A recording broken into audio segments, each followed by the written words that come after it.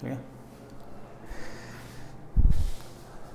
Hello बच्चों, last class में हम लोग मोमेंट ऑफ इनर्शिया पढ़ रहे थे। अब हम काफ़ी टाइम से मोमेंट ऑफ इनर्शिया ही पढ़ रहे थे और हमने देखा कि कैविटी की वजह से मोमेंट ऑफ इनर्शिया कैसे निकालते हैं। दो बेसिक थ्योरम्स थी, perpendicular axis theorem and parallel axis theorem, वो दोनों हमने कर ली। मैंने आपको लास्ट क्लास में होमवर्क भी दिया था कि एक्सरसाइज 1 के पार्ट 1 पार्ट 2 का सेक्शन ए एंड बी कर लेना। आई होप आपने कर भी लिया होगा। आगे चलते हैं। Next is extremely important, torque. जैसे मैंने कहा था कि मोमेंट ऑफ इनर्शिया की रोटेशनल मोशन के अंदर वही औकात है जो ट्रांसलेशनल मोशन के अंदर मास की थी। एग्जैक्टली उसी तरीके से टॉर्क की वही औकात है रोटेशनल मोशन के अंदर जो फोर्स की औकात थी ट्रांसलेशनल मोशन के अंदर। टॉर्क बेसिकली फोर्स के रोटेटिंग इफेक्ट को कहते हैं। कोई फोर्स कितने बढ़िया तरीके से रोटेटिंग इफेक्ट्स क्रिएट कर सकता है, उस बात को मेजर करने के लिए हम एक फिजिकल क्वांटिटी डिफाइन करते हैं and that physical quantity is known as torque. तो एक छोटी सी लाइन लिखिएगा, टॉर्क इज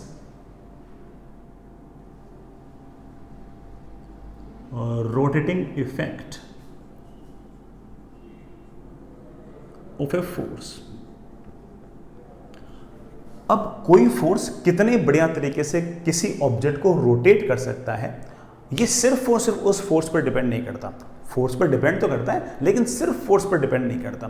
फोर्स के अलावा वो इस बात पर डिपेंड करता है कि आपने किस जगह उस फोर्स को लगाया है। ये इस बात पर डिपेंड करता है कि आपने उस फोर्स को कितने एंगल पे लगाया है, एक्सिस से कितना दूर कितना नज़दीक ये फोर्स है, कितने एंगल पे, वगैरह वगैरह बहुत सारी बातों पर डिपेंड करता है। So torque not only involves the force but also it involves the point at which this force is applied, at what angle the force has been applied. So इस बात को लिखिएगा, torque depends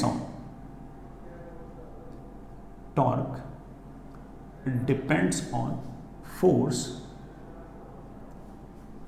as well as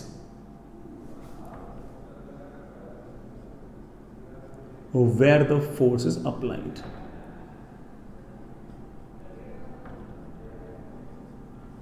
Where the force is applied. जैसे मैं एक छोटा सा example लेता हूँ। जैसे मान लीजिए कि कोई नट है और वो बहुत ही रिजिडली अटैच्ड है। अगर हमें उसको अनस्क्रू करना है तो सबसे पहला ऑप्शन अगर हम ये लेके आना, बिल्कुल अपने हाथों से ही उसको ऐसे ऐसे अनस्क्रू करने की कोशिश करें तो बहुत टफ रहेगा, बहुत टफ रहेगा। इसका हम दूसरा इंतज़ाम क्या करते हैं, पाना यूज़ करते हैं। ठीक है, उसको फिट करते हैं, उसका एक जो उसके अंदर फिट करते हैं और दूसरे वाले पॉइंट पर हम फोर्स लगाते हैं ऐसे। जब हमने उंगलियों से उसको अनस्क्रू करने की कोशिश की और पाना लगाने के बाद हमने जब इस तरह से फोर्स लगाया, दोनों में एक बहुत बड़ा अंतर है। पहले वाले केस में जो भी उस नट की एक्सिस थी, आपने सारा का सारा फोर्स एक्सिस के नज़दीक लगाया तो उसका रोटेटिंग इफेक्ट कम आ रहा है। वही फोर्स आपने जब एक्सिस से दूर लगाया तो ऑफकोर्स उसका रोटेटिंग इफेक्ट ज़्यादा आएगा। तो जो रोटेटिंग इफेक्ट है वो सिर्फ और सिर्फ फोर्स पर डिपेंड नहीं कर रहा, साथ ही साथ इस बात पर भी डिपेंड कर रहा है कि वो फोर्स आपने एक्सिस से कितना दूर लगाया है। और इससे आपको एक हल्की फुल्की फील भी आ गई होगी कि आप जितना दूर किसी फोर्स को लगाओगे उसका रोटेटिंग इफेक्ट उतना ही ज़्यादा आएगा। आई hope you get the point. तो इस बात को देखकर हम अब टॉर्क को डिफाइन करते हैं। पहले हम डिफाइन कर रहे हैं टॉर्क अबाउट ए पॉइंट। हालांकि टॉर्क अबाउट ए पॉइंट जो है वो एज सच किसी सवाल में काम नहीं आता। सवाल में काम तो सिर्फ और सिर्फ टॉर्क अबाउट एन एक्सिस ही आता है, बट हमें कम से कम फॉर डेफिनेशन से हमें करना ही पड़ेगा। तो मान लीजिए कि आपके पास इस तरह का एक सिस्टम है, आपके पास इस तरह की एक बॉडी है। इस बॉडी में मान लीजिए कि आपके पास कोई ना कोई पॉइंट है ओ वो पॉइंट है जिसके अबाउट हमें टॉर्क निकालना है, जिसके अबाउट हम टॉर्क को जज कर रहे हैं। सो ओ is the point about which torque is to be found. ठीक है, अब इस इतनी बड़ी बॉडी पर मान लीजिए कि आपने कोई पॉइंट P चूज किया और इस पॉइंट P पर आपने सामने की तरफ कोई ना कोई फोर्स लगाया। तो ये P पॉइंट हो गया point of application of force, मतलब जिस पॉइंट पर आपने फोर्स लगाया उस पॉइंट का नाम निकाल दिया point of application of force. So P is the point P is the point of application of force. जिस पॉइंट पर आप फोर्स लगा रहे हो उस पॉइंट को हम बोल रहे हैं point of application of force. इस O और P को जोड़ने वाला जो वेक्टर है इसे हम R वेक्टर कह रहे हैं। इसकी टेल पॉइंट O पर होगी और हेड इसका पॉइंट P पे होगा। So it will be something like this, it will be something like this. So your OP vector is basically your R vector. Tail कहां पर है? O पर। हेड कहां पर है? P पर। तो O से P वेक्टर जो है वो आपका R वेक्टर है। इस R वेक्टर और F वेक्टर के बीच में एंगल है and let's say that angle is theta. मैं साइड में लिख देता हूं कि theta is angle between R vector and F vector. R vector और F वेक्टर के बीच का जो एंगल है वो आपका थीटा है। अब सुनेगा, torque is simply defined as torque about point O। Point O के about torque is defined as, torque के लिए हम ये साइन यूज करेंगे। This sign is known as tau, this sign is known as tau and torque is always equals to R cross F। This is torque of this force about this point. इस point के about इस force का जो torque है that will be the cross product of position vector and force R cross F। यहां से हमें दो तीन चीजें देखनी पड़ेंगी। इसका मैग्नीट्यूड क्या है, इसकी डायरेक्शन क्या है। पहले मैग्नीट्यूड की बात करते हैं। अगर हम मैग्नीट्यूड की बात करें तो आप जानते हैं कि क्रॉस प्रोडक्ट सेज दैट कि torque is equals to R into F into sine of theta. Torque की जो वैल्यू आएगी वो R into F into sine theta आएगी। और अगर आपके थीटा की वैल्यू 0 हो गई तो उस केस में तो जो टॉर्क है वो आपका 0 हो जाएगा। थीटा 0 होने का अर्थ ये हो गया कि जिस तरफ आपका R वेक्टर है उसी तरफ फोर्स हो। अब जरा इस बात को इमेजिन करना कि अगर ये फोर्स इस पॉइंट पर R वेक्टर की तरफ ही लग रहा होता तो सच्ची में ये वाला फोर्स O पॉइंट के अबाउट किसी प्रकार का कोई रोटेशनल इफेक्ट प्रोड्यूस कर ही नहीं सकता था, क्योंकि अगर आपका F ऐसे लग रहा होता तो किसी प्रकार का कोई रोटेशन इसमें प्रोड्यूस नहीं हो सकता। रोटेशन तो तब प्रोड्यूस होता है जब फोर्स जो है उसका कोई ना कोई कंपोनेंट इस R वेक्टर के परपेंडिकुलर आए। अगर फोर्स यूं आएगा तो ऐसे रोटेशन आएगा और अगर फोर्स यूं आएगा तो ऐसे रोटेशन आएगा। तो फोर्स का कोई भी कंपोनेंट अगर R वेक्टर की तरफ है तो उसका तो इस रोटेशन के अंदर किसी प्रकार का कोई कंट्रीब्यूशन नहीं है। So I want to say that कि अगर आपका सारा का सारा फोर्स अगर R वेक्टर की तरफ होता then there would have been no torque, और in other words there would have been no rotating effect of that force. इसको मैं एक स्टाइल से और लिख सकता हूं। This torque can be written as R into F sine theta. अब जरा इस बात को सोचो कि F साइन थीटा क्या है। जैसे कि F के अपन दो कंपोनेंट कर लेते हैं, बड़ा F के अपन दो कंपोनेंट कर लेते हैं। अगर ये F है तो इस F का एक कंपोनेंट आ गया R वेक्टर की तरफ, मैंने उसको बोल दिया है F cos थीटा, और F का एक कंपोनेंट आ गया है R वेक्टर के perpendicular and as you can see that वो आ गया F साइन थीटा। मैं इस F साइन थीटा को F परपेंडिकुलर कह रहा हूं और इस F cos थीटा को मैं एक बार के लिए F पैरेलल कह रहा हूं। Fair enough. अब हम इस बात को जानते हैं कि इस F पैरेलल के कारण किसी प्रकार का कोई रोटेटिंग इफेक्ट नहीं आएगा, लेकिन F साइन थीटा की वजह से आएगा। तो मेरे पास एक टॉर्क का एक एक्स्ट्रा फॉर्मूला और आ गया and that formula is like this कि torque is equals to R into F perpendicular.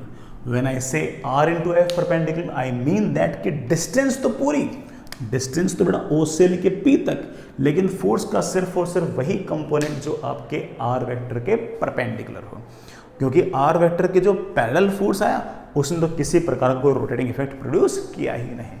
तो चलिए अच्छी बात थी, हम इस बात को आई होप सभी लोग समझ गए होंगे। तो हमारे पास टॉर्क का एक फॉर्मूला आ गया that is R into F perpendicular. अच्छा फॉर्मूला है। डिस्टेंस तो पूरी, ये डिस्टेंस कहां से कहां तक की है, ओ से पी तक, ओ कौन है जिसके अबाउट टॉर्क लिखना है, पी कौन है जिसके अबाउट जो बेटा जिस पर फोर्स लगा है। अब अगली बात, इसी को कोई बच्चा कह दे कि सर मैं तो इस टॉर्क को ऐसे पढ़ रहा हूं, torque is equals to F वैसा का वैसा multiply with R sine theta. Sir मैं ऐसे पढ़ रहा हूं, इसको बिल्कुल पढ़ सकते बेटा। F into R sine theta का अर्थ क्या हुआ, ये एफ लग रहा है सामने की तरफ, इस एफ को पीछे की तरफ खींच दो खींच दो खींच दो खींच दो, ये वाला एंगल थीटा, तो ये वाला एंगल थीटा, इस पॉइंट से यहां पर एक परपेंडिकुलर खींच दो। जिस लाइन पर ये फोर्स लग रहा है, जिस लाइन के अलोंग ये फोर्स लग रहा है, उस लाइन का मैं एक नाम निकाल रहा हूं, that is line of action of force, that is LOAF। जिस लाइन के अलोंग फोर्स लग रहा है उस लाइन का नाम निकाल देना बेटा, क्या, line of action of force. And as you can see that कि अगर ये R है तो बेटा ये R cos थीटा होगा और ये R sin थीटा होगा। ये जो डिस्टेंस है ये आपके पास R sin थीटा है, या कह दूं कि ये R परपेंडिकुलर है। तो आप कह सकते हो कि O पॉइंट से line of action of force पर परपेंडिकुलर डिस्टेंस ले लो, और आप सीधा कह सकते हो कि टॉर्क को हम लिख सकते हैं फोर्स तो पूरा का पूरा मल्टीप्लाई विथ R परपेंडिकुलर। आराम से एक बार सोच लो कि ये R परपेंडिकुलर क्या है। R परपेंडिकुलर है पॉइंट O से, पॉइंट O मतलब जिस पॉइंट के अबाउट टॉर्क लिखना है वहां से परपेंडिकुलर डिस्टेंस। किसकी परपेंडिकुलर डिस्टेंस, जिस तरफ फोर्स लग रहा है उस लाइन को पूरा खींच दो और उस लाइन का नाम निकाल दो, line of action of force. इस line of action of force के पॉइंट O से कितनी परपेंडिकुलर डिस्टेंस है उसको आप बोल देना R परपेंडिकुलर या R sin थीटा। तो हमारे पास टॉर्क का एक बढ़िया फॉर्मूला और आ गया है, that is equals to F into this R perpendicular. इस R परपेंडिकुलर वाले लेंथ का एक नाम भी है बेटा, it is also known as lever arm. It is also known as lever arm, इसको हम लेवर आर्म भी कहते हैं। I hope you get the point. ठीक है, एक ही बात को सोचने के बेटा ये 2-3 तरीके हैं, हमें सारे के सारे आने तो चाहिए। ठीक है, हम यूज़ हमारी मर्जी से सहूलियत से कोई सा भी करें, लेकिन हमें आने सारे के सारे चाहिए। ठीक है, चलिए बच्चों आगे चलते हैं। हम हमारी डेफिनेशन वाली बात को ही थोड़ा सा और आगे बढ़ाते हैं, थोड़ा सा और आगे बढ़ाते हैं।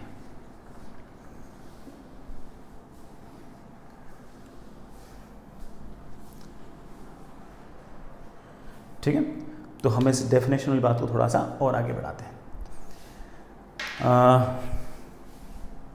हमने देखा कि टॉर्क जो है वो वेक्टर फॉर्म में आपके पास R क्रॉस F है। मैग्नीट्यूड की अगर बात करें तो that is RF sine theta, जिसे आप O से P पॉइंट की डिस्टेंस मल्टीप्लाइड बाय फोर्स का परपेंडिकुलर कंपोनेंट भी कह सकते हो, और फोर्स पूरा का पूरा multiplied by R sine theta भी कह सकते हो। R साइन थीटा को हम R परपेंडिकुलर कह सकते हैं। R परपेंडिकुलर कहां से कहां तक की डिस्टेंस है, जहां से टॉर्क निकालना है वहां से line of action of force की परपेंडिकुलर डिस्टेंस है, वहां से line of action of force तक की परपेंडिकुलर डिस्टेंस है। इट्स ओके, ये हमारे पास ऐसे आ गया। एक बात और, जैसे मान लीजिए कि ये कोई ऑब्जेक्ट है, ये कोई पॉइंट O है जिसके बाद टॉर्क निकालना है, ये कोई पॉइंट P है जिस पर फोर्स लगा है, O से P तक जोड़ने वाले जो लाइन है वो आपके पास R है, फोर्स आपके पास ऐसे है। अब डायरेक्शन की बात और कर लेते हैं, डायरेक्शन की बात और कर लेते हैं, बिल्कुल कर लेते हैं। Direction is along R cross F। R cross F, क्या हमें क्रॉस प्रोडक्ट करना आता है? बिल्कुल करना आता है। R क्रॉस F का मतलब है पहले हाथ को ले जाओ R की तरफ और फिर उंगलियों को F की तरफ घुमा दो। बेटा अगर उंगलियों को ऐसे अगर F की तरफ घुमाओगे तो उंगलियां टूट जाएंगी, तोड़नी नहीं बेटा सवाल के चक्कर में। अब क्या करेंगे, हाथ को ऐसे ले चलो, R की तरफ ले जाओ, ले गया ले गया ले गया, और F है इस तरफ, तो F की तरफ उंगलियां कर दी कर्ल्ड, अंगूठा है अंदर की तरफ, तो R क्रॉस है, R क्रॉस F है अंदर की तरफ, तो इसका मतलब टॉर्क है अंदर की तरफ। अंदर की तरफ को हम क्रॉस से रिप्रेजेंट करते हैं। सर मुझे तो ऐसा लग रहा था कि इस पॉइंट O के अबाउट अगर मैंने फोर्स U लगाया तो ये सारी के सारी बॉडी U रोटेट होना चाहेगी, ऐसे रोटेट होना चाहेगी। जो इस फोर्स का जो रोटेटिंग इफेक्ट है वो U है, क्लॉकवाइज है। सर मुझे तो ऐसी फील आ रही कि क्लॉकवाइज बोलना चाहिए। बेटा बिल्कुल सही बात है, आप क्लॉकवाइज भी बोल सकते हो और इनवर्ट्स भी बोल सकते हो, और ऐसे जो वेक्टर्स होते हैं इनका अपन ने नाम निकाल रखा है एक्सियल वेक्टर्स। क्लॉकवाइज बोलना और इनवर्ट्स बोलना एक ही बात है। वेक्टर फॉर्म में लिखना हो तो ये इनवर्ट्स और आउटवर्ड्स, और सिंपल सेंस में अगर समझना हो तो क्लॉकवाइज एंटी क्लॉकवाइज बोल सकते हो, कोई दिक्कत नहीं है।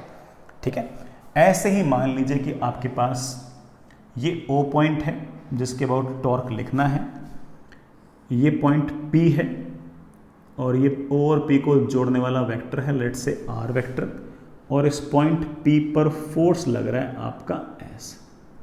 कोई मुझसे पूछे सर टॉर्क कैसे निकालोगे? बिल्कुल निकालेंगे, R क्रॉस F कीजिए, बिल्कुल कर लेंगे। R की तरफ हाथ ले जाओ, ले गया, F है ऐसे, तो इन F है ऐसे, तो इस R को यूं घुमाओ घुमाओ घुमाओ घुमाओ, अंगूठा आ गया है बाहर की तरफ, अंगूठा आ गया है बाहर की तरफ, तो लगा दो डॉट, तो टॉर्क जो है वो बाहर की तरफ है। कोई बच्चा कह सकता है कि सर इस पॉइंट O के अबाउट अगर मैंने किसी पॉइंट P पर फोर्स ऐसे लगाया तो सर मुझे फील तो ऐसे आ रही कि ये वाला जो फोर्स है इस बॉडी को यूं रोटेट कराना चाह रहा है, ये जो फोर्स है ये यूं रोटेट कराना चाह रहा है। यूं मतलब बेटा कैसे? तो आपको होगा सर यूं मतलब ऐसे, यूं एंटी क्लॉकवाइज।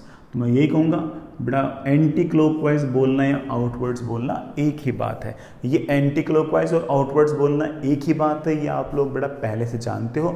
हम लोगों ने इस तरह की बातें यूज़ करके एक्सियल वेक्टर नाम से चीज़ें पढ़ी थी। एंगुलर एक्सेलरेशन, एंगुलर वेलोसिटी भी आपके एक्सियल वेक्टर थे, और वहाँ पर भी मोर और लेस बेटा यही कहानियाँ थी। चलिए बच्चों, हमने काफ़ी सारी बातें कर ली हैं और हमारे पास वेक्टर फॉर्म में भी सारी की सारी बातें हमारे पास आ चुकी हैं। ठीक है, आगे चलिए।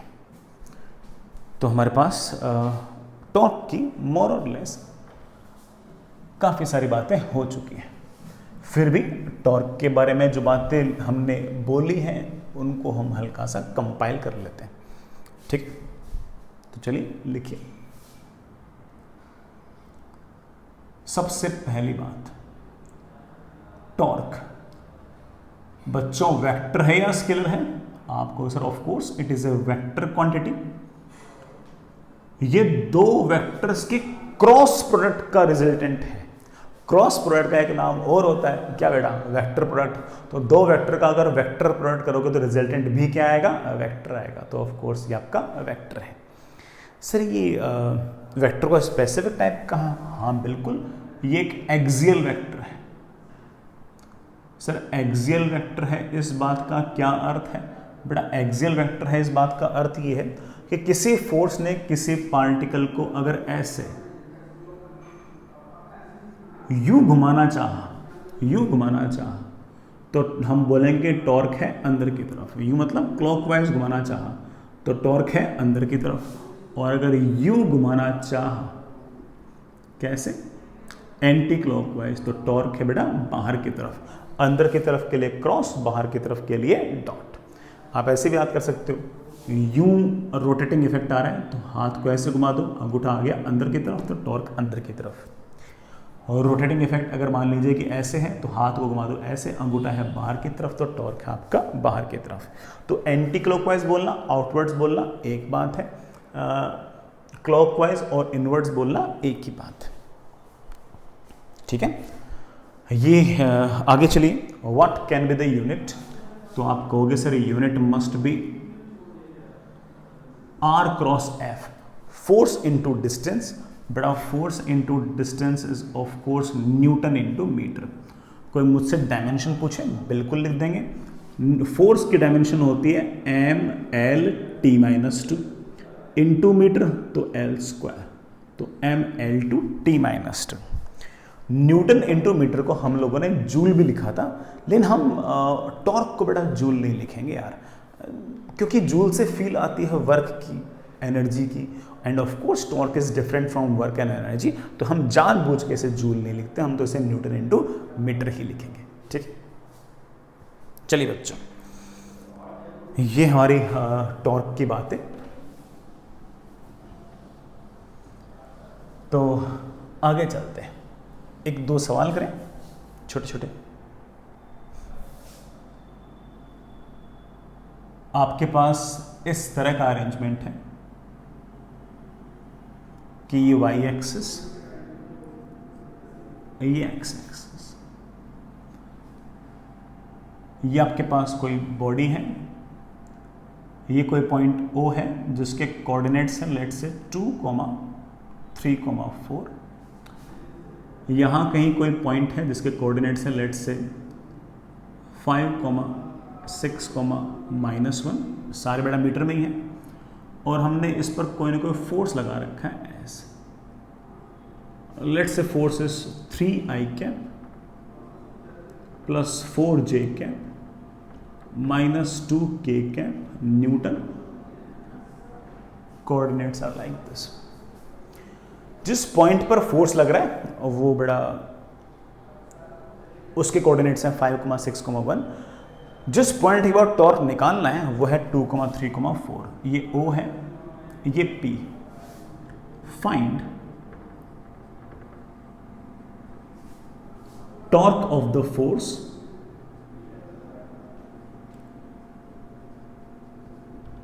About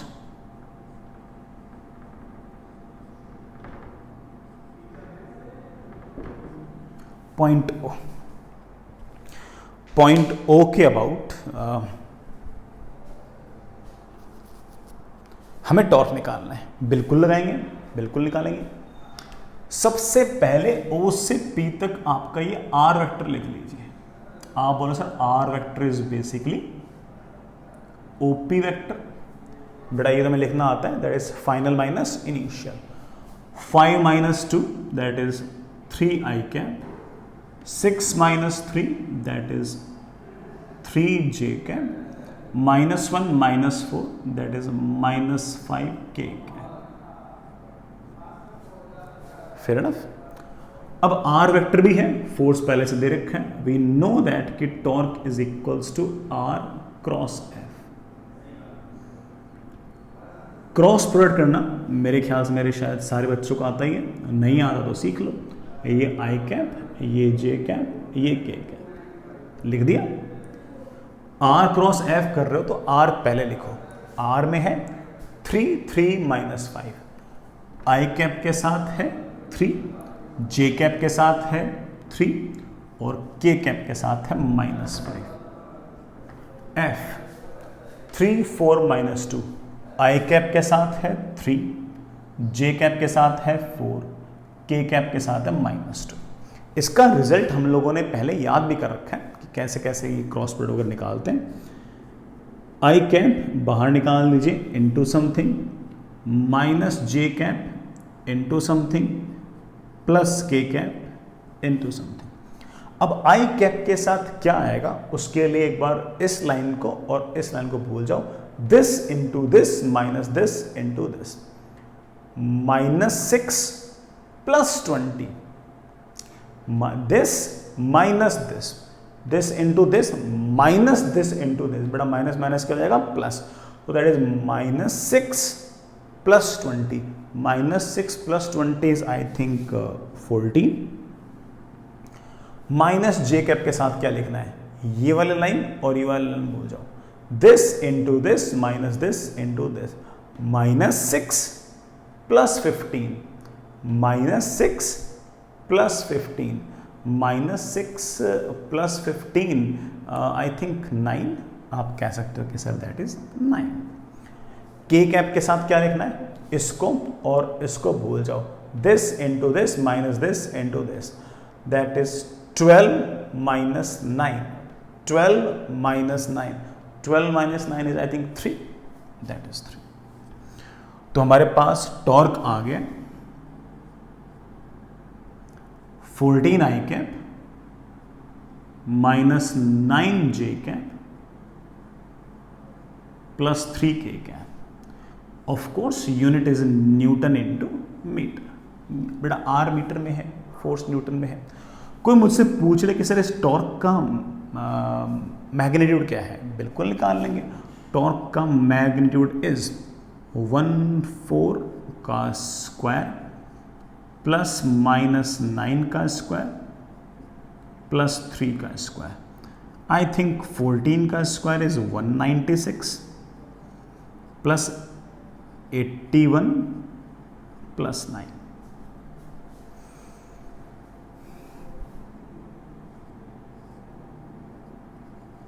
root of 286 newton into metre. कोई सिर्फ और सिर्फ अगर टॉर्क के मैग्नीट्यूड में इंटरेस्टेड हो, हम कह सकते हैं कि that is root of 286 metre. इसी में मैं आपसे पूछ लूं, सवाल बड़ा चल ही रहा है, मैंने आपसे टॉर्क निकलवा लिया, मैंने आपसे बड़ा टॉर्क का मैग्नीट्यूड निकलवा लिया। मैं आपसे एक बात और पूछ रहा हूं, find length of lever arm. बेटा लेवर आर्म की लेंथ बताओ। ये लेवर आर्म था कौन सा? आप बोलोगे सर जो फोर्स लग रहा था ना, उस लाइन को खींच देता हूं ऐसे। जिस लाइन के अलोंग फोर्स लग रहा था उस लाइन का हम लोगों ने कुछ ना कुछ नाम निकाला था। आप बोलोगे हाँ सर बिल्कुल निकाला था, line of action of force. और जिस पॉइंट की अबाउट टॉर्क लिखना है उस पॉइंट से ये जो परपेंडिकुलर डिस्टेंस है ये हमारी लेवर आर्म है। हमें लेंथ निकालनी है, आ जाएगी, बिल्कुल आ जाएगी। टॉर्क का magnitude is lever arm into f. तो लेवर आर्म की लेंथ आ गई है टॉर्क का मैग्नीट्यूड अपॉन फोर्स का मैग्नीट्यूड। टॉर्क का मैग्नीट्यूड तो मुझे पता है root of 286 newton into metre divided by force का मैग्नीट्यूड। बड़ा फोर्स का मैग्नीट्यूड होगा रूट ऑफ 3 का स्क्वायर, बड़ा कितना 9, 4 का square that is 16 plus minus 2 का स्क्वायर 4। न्यूटन से newton cancel. I think it is root of 286 upon 29 metre. अगर कोई मुझसे पूछे कि लेवर आर्म की लेंथ कितनी, बेटा ये लेवर आर्म की आपकी लेंथ। ठीक है बेटा, 3 पॉइंट समथिंग के आसपास बेटा इसकी वैल्यू आएगी। निकालना चाहो बेटा एग्जैक्ट में निकाल सकते हो, बाकी रूट में छोड़ दिया बेटा, और क्या चाहिए, है ना। चलिए बच्चा आगे चलिए। हम मेरे ख्याल से हल्का फुल्का टॉर्क समझे होंगे कि किस किस तरह से टॉर्क हम जज कर सकते हैं। चलिए एक और करते हैं, एक छोटा सा अरेंजमेंट और देखते हैं।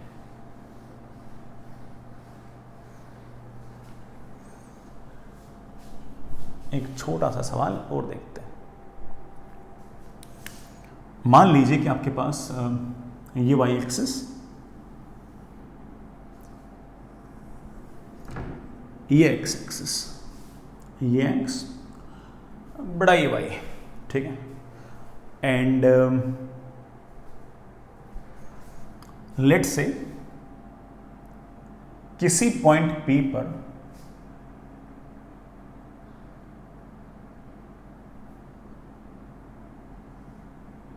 आपने कोई 10 न्यूटन का फोर्स लगा दिया है ऐसे। This angle is given as 37 degree and this point is 0,5, ठीक है। एंड ये पॉइंट है आपका O। अब छोटे छोटे सवाल पूछ रहा हूं। पहला, find torque in vector form about point O। Point O के अबाउट बेटा टॉर्क लिखो वेक्टर फॉर्म में। वेक्टर फॉर्म के लिए सबसे इंपॉर्टेंट चीज़ है वेक्टर्स में आर वेक्टर और एफ वेक्टर पहले लिखो। आप बोलोगे कोई दिक्कत नहीं है सर, आर वेक्टर तो ओ से पी तक का ये वाला वेक्टर होगा, ओ पर टेल होगी, पी पर हेड होगा, this is your r vector. As you can see that कि r vector is basically 5j cap. What is the force, देखते हैं force i cap j cap में। इस 10 के दो कंपोनेंट आएंगे, इधर आएगा 10 का cos 37 वो तो 8 आ गया, इधर आएगा 10 का sin 37 वो आ गया 6। तो I think that is 8i cap plus 6j cap. अगर कोई मुझसे टॉर्क अगर वेक्टर फॉर्म में पूछ रहा है तो that is r cross f।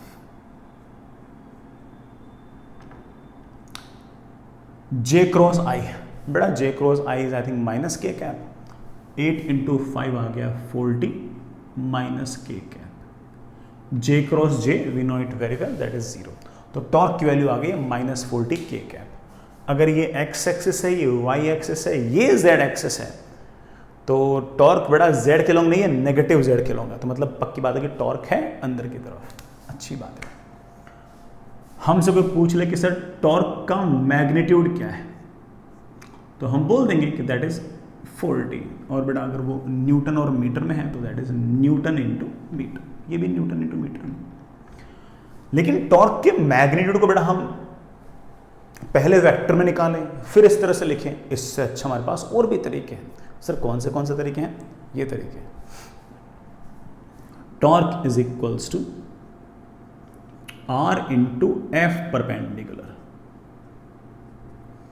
Are मतलब यहां से तक डिस्टेंस, कितने डिस्टेंस है 5 metre, into f perpendicular. F perpendicular force का वो कंपोनेंट जो इस लाइन के परपेंडिकुलर है। तो आप बोलोगे सर 10 के दो कंपोनेंट आएंगे, ये वाला कंपोनेंट आएगा 8 और ये वाला कंपोनेंट आएगा 6।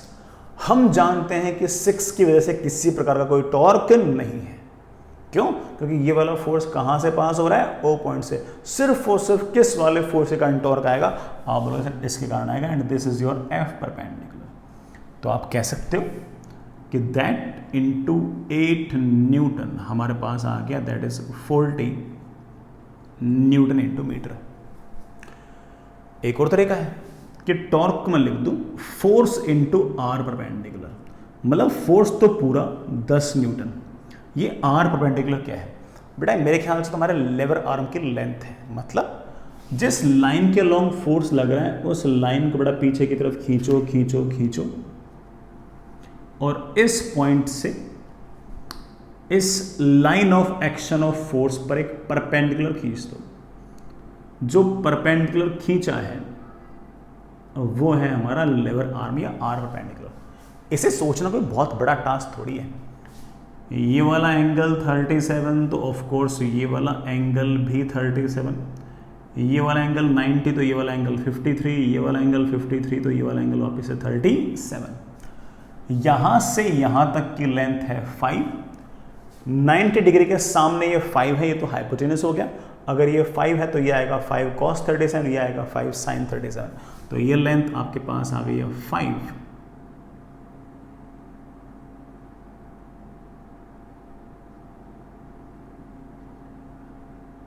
cos 37।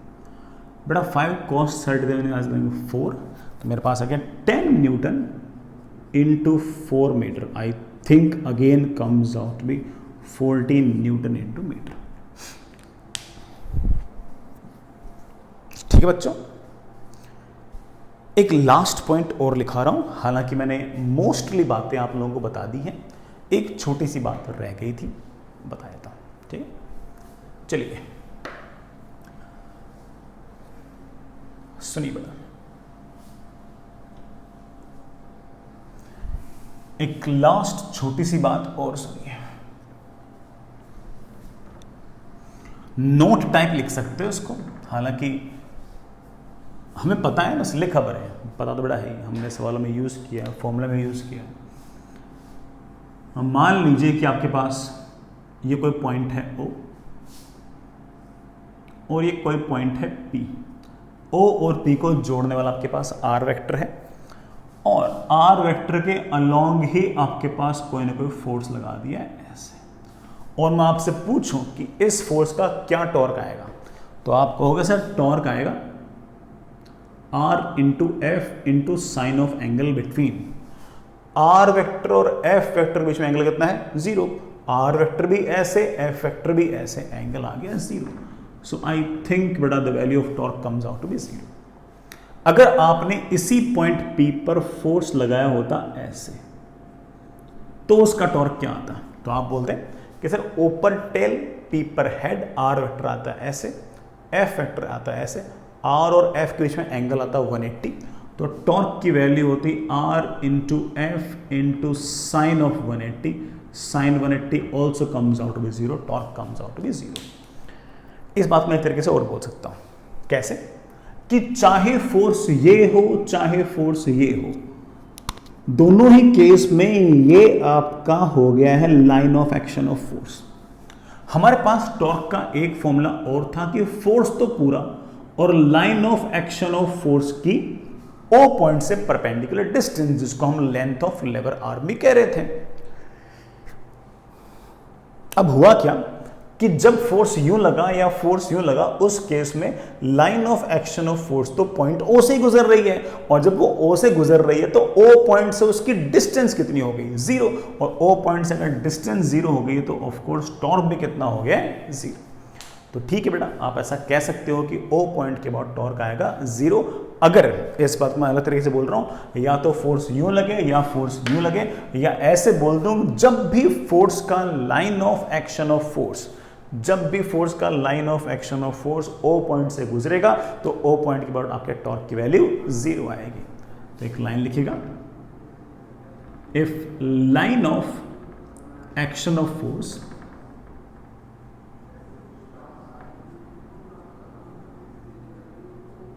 passes through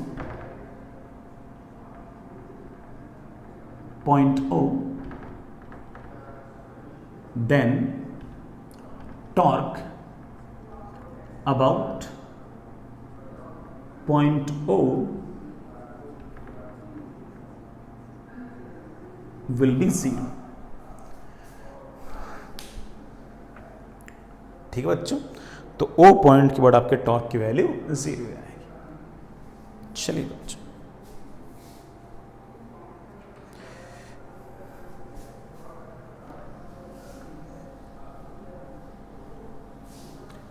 अच्छा पॉइंट है बेटा, याद रखें इसको। नेक्स्ट आगे चलो बच्चों, अगला concept, that is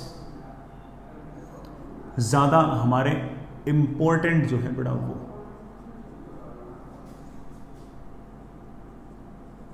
that is torque about an axis. हमारे किसी भी सवाल के अंदर जो चीज़ ज़्यादा काम आएगी वो आएगी टॉर्क अबाउट एन एक्सिस। किसी एक्सिस के अबाउट जो टॉर्क है वो हमारे लिए ज़्यादा इम्पोर्टेंट है, और उससे हमारे सारे के सारे आगे के सवाल बनने हैं। ठीक है, अब ऐसा हो सकता है कि बेटा है ना, मैंने आपको टॉर्क अबाउट ए पॉइंट पढ़ा तो दिया, लेकिन हो सकता है कि टॉर्क अबाउट ए पॉइंट पर कोई सवाल ही ना हो, लेकिन टॉर्क अबाउट एन एक्सिस को मैं अच्छे से डिफाइन कर पाऊँ, इसलिए मैंने जानबूझ के आपको टॉर्क अबाउट ए पॉइंट पहले पढ़ाया। ठीक है, तो चलिए सुनिए, और मैं इसकी बहुत ही प्रॉपर डेफिनेशन दे रहा हूँ, जो एक्चुअल डेफिनेशन है वो दे रहा हूँ। हालांकि हम उसको बाद में इसकी यूज़फुलनेस के हिसाब से बांट लेंगे कि हाँ भाई हमारे किस तरह से काम आएगी, हमें कौन से पॉइंट याद रखने हैं, उन पॉइंट से हमारे सवाल बनने चाहिए, और हमें किस बात से लेना देना, तो हम तो अपने हिसाब से इस चीज़ को तोड़ लेंगे। बट एक बार के लिए आप सुनिए कि टॉर्क अबाउट एन एक्सिस में कैसे डिफाइन कर रहा हूँ, मज़ा आएगा सुनना। मान लीजिए कि ये आपके पास कोई एक्सिस है,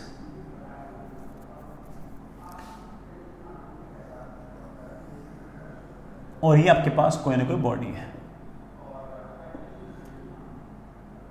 इस बॉडी पर कोई ना कोई पॉइंट है P, उस पर कोई ना कोई फोर्स लगा रखा है, लेट्स से F। तो पॉइंट P क्या हो गया? पॉइंट P हो गया आपका point of application of force.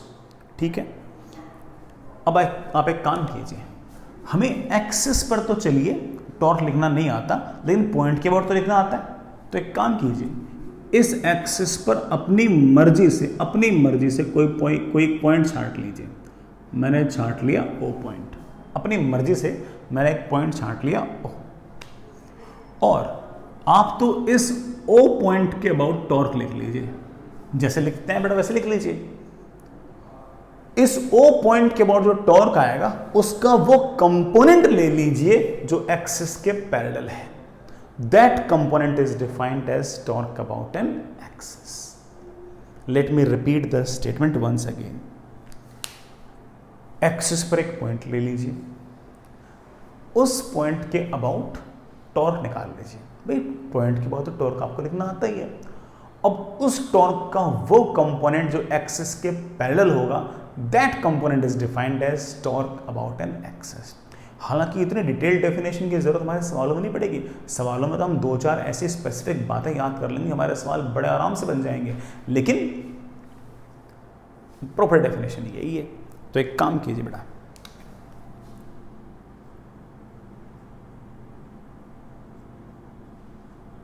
Take a point O on the axis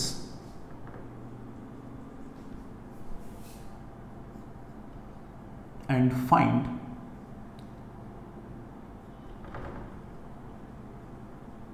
torque about point O। ठीक है,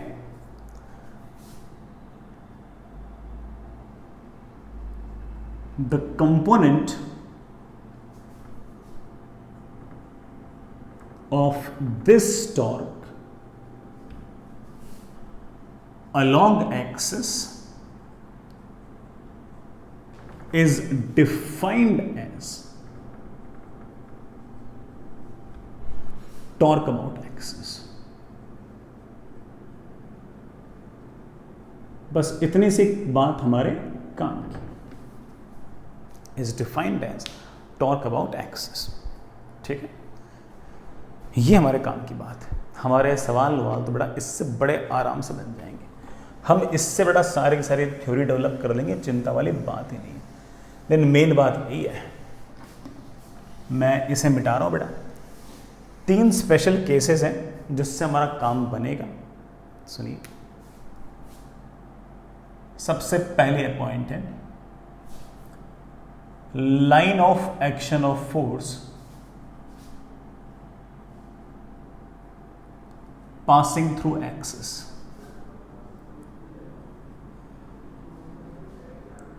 सबसे पहला पॉइंट है line of action of force अगर एक्सिस से पास होगी तो एक्सिस के अबाउट उस फोर्स का टॉर्क क्या होगा। चलिए बच्चों देखते हैं।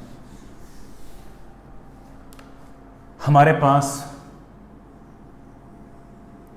ये किसी प्रकार का कोई ऑब्जेक्ट है, ये इसकी एक्सिस है,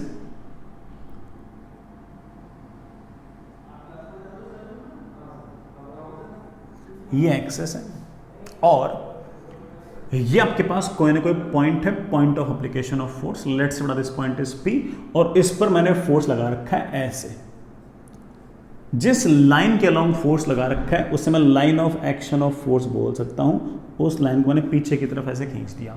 मैंने पाया कि ये line of action of force और ये जो एक्सिस है ये किसी पॉइंट पर इंटरसेक्ट कर रही है। कहने का मतलब ये है कि line of action of force जो है वो एक्सिस से पास हो रही है। फिर ना, तो चलिए इस एक्सिस के अबाउट ये वाला फोर्स कितना टॉर्क प्रोड्यूस करेगा, कितना रोटेटिंग इफेक्ट प्रोड्यूस करेगा, मुझे चेक करना है। अभी चेक करते हैं। इस पूरी एक्सिस पर तुम्हारी मर्जी से कोई पॉइंट ले लो और उसके बाद टॉर्क निकालो। तो मेरे बच्चे तो बदमाश हैं, बोलेंगे सर ये वाला पॉइंट के बाद निकालूंगा मैं। तो निकाल लें। इस पॉइंट के अबाउट देख इस फोर्स का टॉर्क क्या है। तो मेरे बच्चे बोलेंगे सर मैंने जानबूझ के एक्सिस पे पॉइंट ही ऐसा लिया जिससे line of action of force pass हो रही हो, और sir line of action of force अगर इस पॉइंट O से पास हो तो O पॉइंट के बाद टॉर्क क्या आएगा, 0। उस 0 का वो कंपोनेंट जो एक्सिस के पैरेलल हो वो टॉर्क अबाउट एक्सिस है। अरे भाई 0 का तो कंपोनेंट क्या आएगा, 0 आएगा। सो इट मींस दैट इस फोर्स का टॉर्क इस एक्सिस के अबाउट 0 आएगा। लेकिन आप कहोगे सर आपने बदमाशी की, इसमें बहुत बड़ी बदमाशी की आपने। तो सर आपने ये ओ पॉइंट है ना, ये वाला ही क्यों लिया, कोई और पॉइंट लो ना आप। तो आपने तो कहा था कि एक्सिस पे कोई सा ही पॉइंट ले लो, उसके बाद टॉर्क निकाल लो और उस टॉर्क का वो कंपोनेंट निकाल लो जो एक्सिस के पैरेलल है। और आपने कहा कि सर ये वाला जो कंपोनेंट है यही हमारा axis about, sorry torque about axis है। सर आपने जानबूझ के ये लिया, तो पॉइंट के बाद टॉर्क जीरो आ गया, और पॉइंट के अबाउट अगर टॉर्क जीरो आ गया तो एक्सिस के बाद टॉर्क जीरो आएगा ही। सर दूसरा लो बेटा, दूसरा ले लो, तीसरा ले लो, आंसर यही आएगा। तुमको ना सर ना भरोसा में तो आपकी बात पे। ठीक है, मैंने यहां पर एक पॉइंट ले लिया, लेट्स से ओ डैश, और यहां से ओ डैश पी आपका ये हो गया आर वेक्टर। आर वेक्टर ऐसे, एफ वेक्टर ऐसे। इस पॉइंट ओ डैश के अबाउट जो टॉर्क आया वो आएगा आर क्रॉस एफ ऐसे। इसका वो कंपोनेंट निकालो जो एक्सिस के पैरेलल हो, एक्सिस तो यूं है, इस टॉर्क का वो कंपोनेंट निकालो जो एक्सिस के पैरेलल है। देखो देखो, आर वेक्टर ऐसे, एफ वेक्टर ऐसे। मैं मानता हूं कि ओ की बार तो टॉर्क ही नहीं आया, लेकिन ओ डैश की बार तो टॉर्क आएगा। देखो तो सही वो टॉर्क क्या है। तो मेरे बच्चे कौन से, ये रहा आपका आर, ये रहा F. Right hand thumb rule लगाइए सर क्रॉस प्रोडक्ट करने के लिए। तो आर की तरफ हाथ ले गए, एफ है ऐसे, एफ की तरफ उंगलियां कर्ल कर दी, अंगूठा आ गया बाहर की तरफ, अंगूठा आ गया बाहर की तरफ। इस टॉर्क, ये this is not the torque about axis, this is torque about the point O dash. इसका वो कंपोनेंट निकालो जो एक्सिस के पैरेलल है। मेरे बच्चे बोले सर कैसे फालतू बातें कर रहे हैं आप भी। सर इस ओ पॉइंट के, सॉरी ओ डैश पॉइंट के बाद टॉर्क आया ऐसे, ये आया है इस प्लेन के परपेंडिकुलर, इसके और एक्सिस के बीच में एंगल है 90, इसलिए इसका कोई कंपोनेंट एक्सिस के अलोंग नहीं आएगा और एक्सिस के अलोंग टॉर्क का कोई कंपोनेंट नहीं आएगा। It means that by definition torque about axis is zero. तो इसका मतलब एक्सेस अबाउट टॉर्क तो जीरो आएगा, चाहे बेटा आप कोई सा ही पॉइंट क्यों ना ले लें, हर एक से आपकी कैलकुलेशन सेम बैठेगी, कोई दिक्कत नहीं आएगी। तो बेटा पॉइंट लिखिए, if line of action of force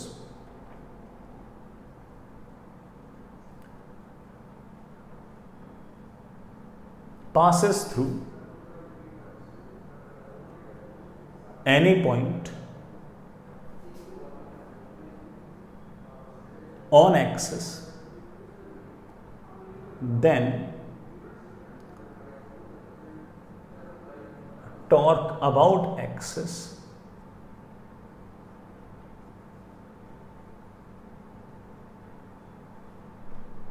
will be zero. Then torque about axis will be zero. Axis के अबाउट जो टॉर्क आएगा बच्चों जीरो है। अच्छा पॉइंट है, याद रखें। नेक्स्ट इज, आगे चलते हैं बच्चों।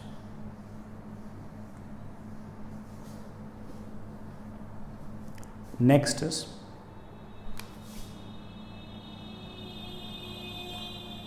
Line of action of force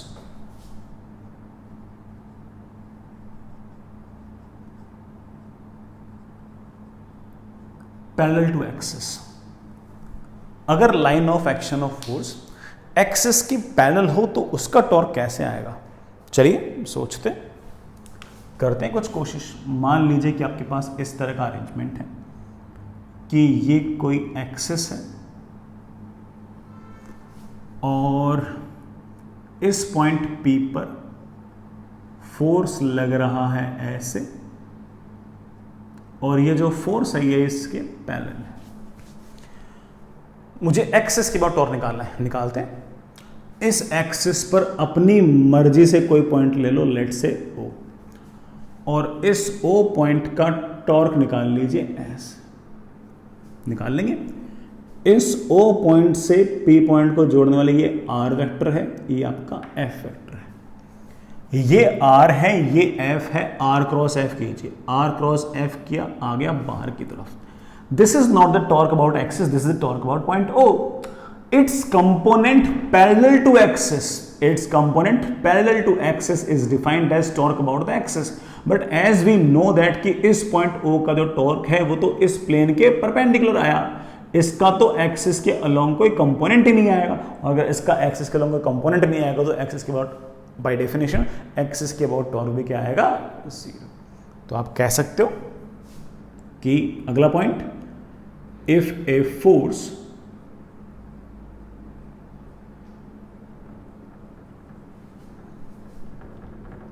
parallel to axis is applied on object, then its torque about axis will be 0। तो एक्सेस के अबाउट टॉर्क की वैल्यू 0 आएगी। अच्छी बात है बेटा, बहुत ही बढ़िया बात है, अच्छी बात है। अगर आप ये बात समझ गए हो, बहुत ही उम्दा बात है। आप बोलोगे सर दो केस कराएं, दोनों में टॉर्क 0 आया, तो सर क्या कभी टॉर्क आएगा ही नहीं क्या? अरे आएगा बेटा, आएगा। थर्ड केस है जिसमें टॉर्क आएगा और वही हमारे लिए सबसे ज़्यादा इम्पोर्टेंट है बेटा, वही हमारे लिए बहुत ज़्यादा इंपॉर्टेंट है। करते हैं बच्चों,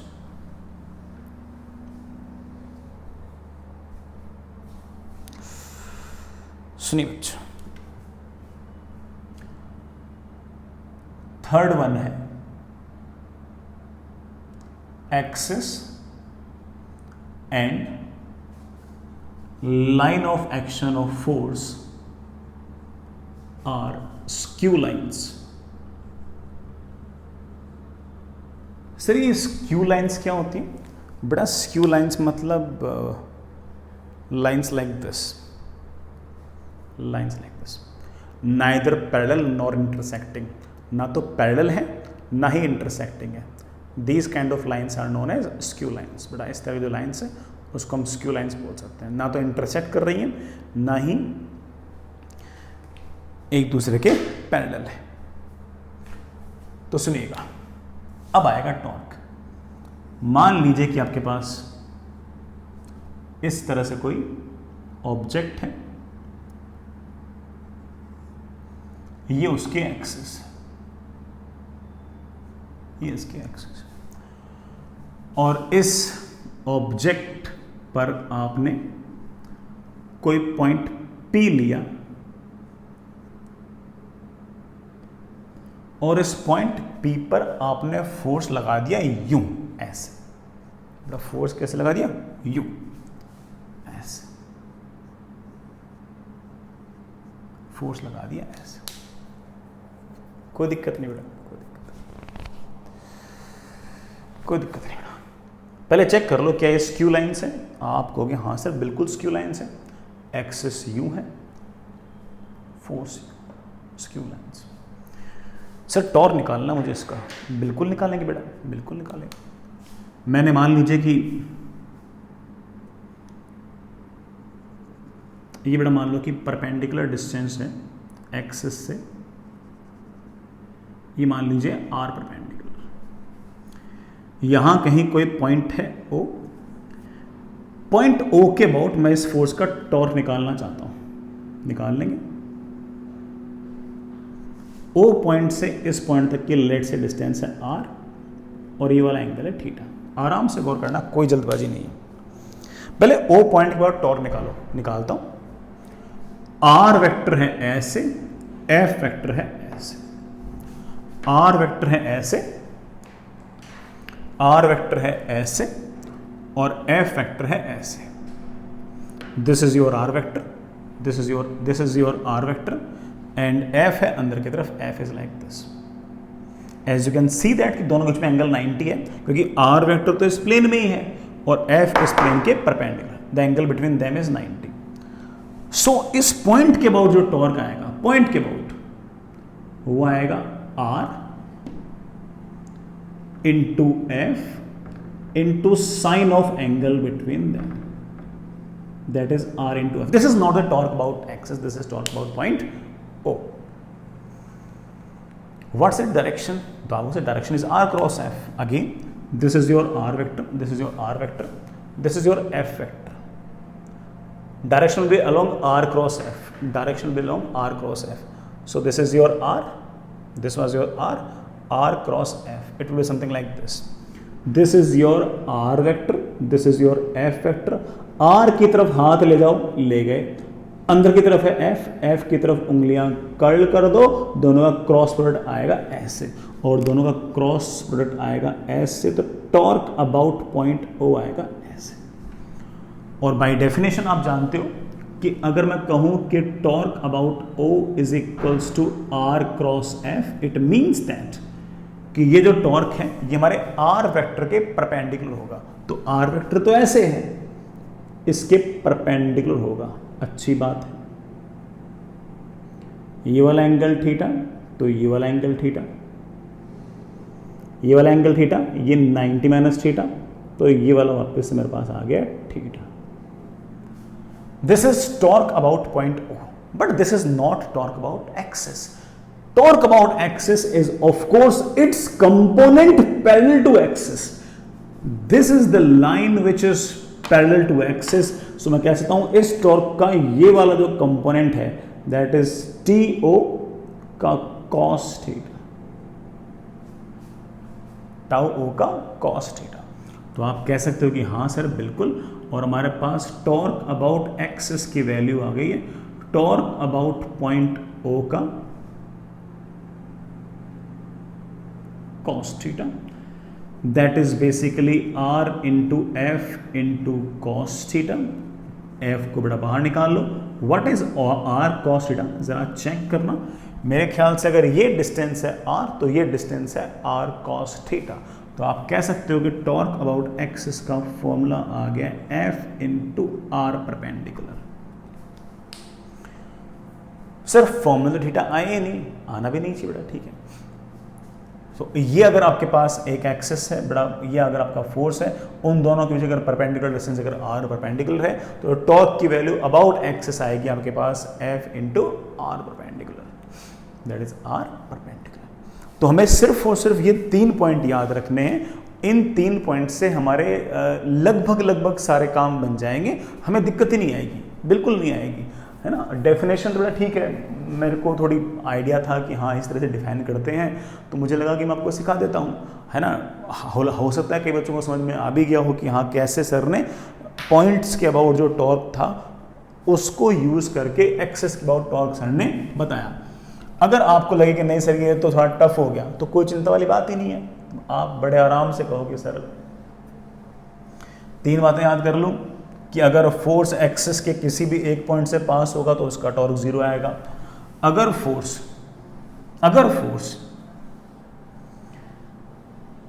एक्सिस के पैरेलल हुआ तो उसका टॉर्क भी 0 आएगा.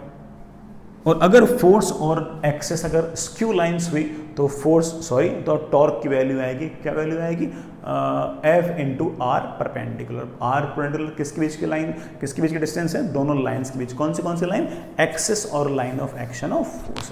तो हम बड़े आराम से इस तरह सारा काम निपटा सकते हैं, कोई दिक्कत नहीं आएगी. ठीक है, चलिए आगे चलिए सवाल करते हैं. देखो यार आज तो है ना अपन जो एक्चुअल रोटेशन के जो सवाल है ना वो तो स्टार्ट कर नहीं पाएंगे. आज तो अपन सिर्फ और सिर्फ ना टॉर्क लिखना सीखते हैं, मतलब बड़े इत्मीनान से आज सिर्फ टॉर्क लिखना सीखते हैं. क्या उसके यूज़ हैं क्या नहीं है वो बारी बारी से अपन आराम से देख लेंगे, तुम उसकी चिंता मत करो. आप तो बार सिर्फ और सिर्फ क्या सीखो, टॉर्क लिखना सीखो, टॉर्क लिखना सीखो. जैसे मैं एक एग्जांपल दे रहा हूं, सुनना बच्चों. मान लीजिए कि आपके पास ये एक हिंज है, ये आपके पास एक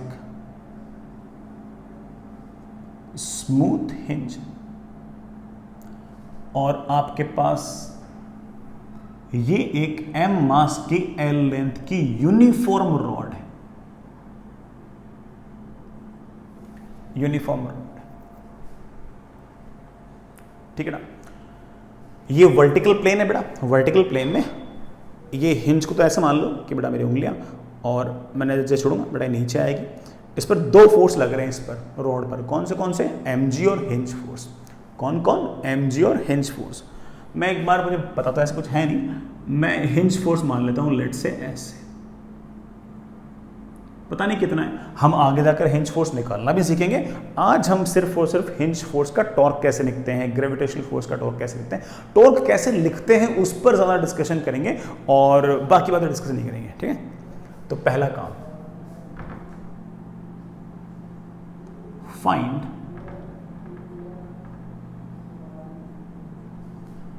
टॉर्क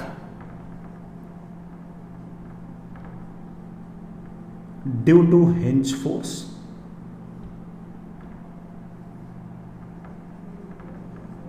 ड्यू टू वेट। बेटा वेट बोलते हो या ग्रेविटेशनल फोर्स बोलते हो, एक ही बात है। सर टॉर्क तो निकाल दूंगा, लेकिन किसके अबाउट, पहले बताओ ना सर किसके अबाउट, कौन से एक्सिस के अबाउट बोल रहा हूं। Find torque due to hinge force due to weight about hinge. Hinge के अबाउट मुझे टॉर्क लिखने हैं, अभी लिखते हैं। एक्सट्रीमली इजी, आदत सी बन जाएगी हम लोगों की। बेटा अभी देखना, हिंज ये एक्सिस है और हिंज फोर्स यहीं से पास हो रहा है। जब भी कोई फोर्स एक्सिस से पास होगा तो उसका टॉर्क क्या होगा, जीरो। तो बोल देना कि sir torque due to hinge force is zero. mg का टॉर्क तो आएगा, और हमें इस बात का हल्का फुल्का आइडिया है कि अगर ये हिंज है तो हर पॉइंट पर dmg, मतलब dmg छोटा सा मास, dmg नीचे लग रहे हैं, और वो सारे के सारे फोर्स इस पूरी की पूरी इस रॉड को यूं रोटेट कराने के लिए, ऐसे रोटेशनल मोशन देने के लिए वो इच्छुक हैं। काश मैं उनका ये टॉर्क निकाल पाऊं, सोचता हूं। दिक्कत बेटा ये है कि रॉड में ना इस वाले पॉइंट पर भी ग्रेविटेशनल फोर्स नीचे, इस वाले पॉइंट पर भी नीचे, इस वाले पॉइंट पर भी नीचे, इस वाले पॉइंट पर भी नीचे, इस वाले पॉइंट पर भी नीचे, इस वाले पॉइंट पर भी नीचे, और इस वाले पॉइंट पर भी नीचे। हर पॉइंट पर छोटा छोटा mg नीचे लग रहा है। कैसे करें, ऐसे तो बहुत सारे ग्रेविटेशनल फोर्स हैं। I have a plan.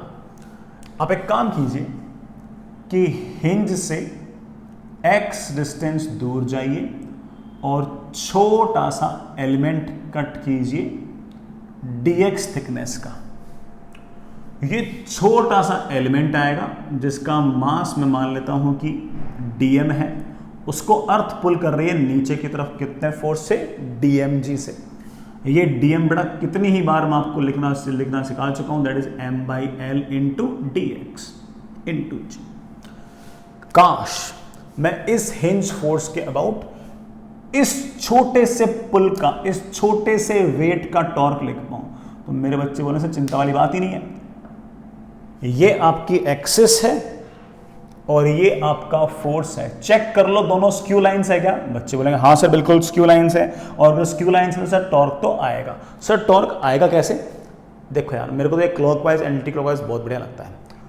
इस हिंज के अबाउट इस फोर्स का टॉर्क ये यू घुमाना चाह रहा है ऐसे, तो यूं पूरा हाथ ले जाऊं, यू घुमाना चाह रहा है ऐसे, तो ये कौन सी डायरेक्शन हो गई, क्लॉकवाइज। तो इस छोटे से फोर्स का छोटा सा टॉर्क आएगा, और वो आएगा ये छोटा सा force m/l into dx into g multiplied by इन दोनों स्क्यू लाइंस के बीच के distance. What is the distance between these two skew lines, x। लेकिन मेरे बच्चे बोलेंगे कि सर ये तो है ना